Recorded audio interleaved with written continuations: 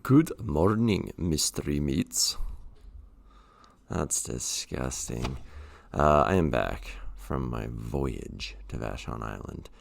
We made it back home. There was no canceled flights because we only had one.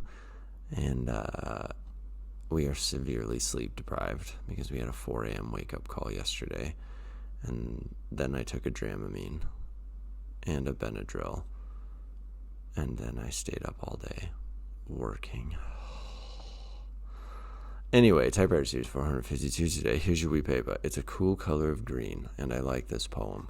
Perhaps you will too. Whoa. Here we go. In how many lifetimes, filling how many strange bodies, has my heart searched for your heart, and found calm when the sound of its beating filled whatever ears, rested atop whatever head I happened to be wearing that time around? A good question. I think I've been around a lot of lifetimes. I know that I was a whale once. I know that at one point I was a bumblebee. I was told this weekend that at one point I must have been a dog because I'm allergic to garlic and onion.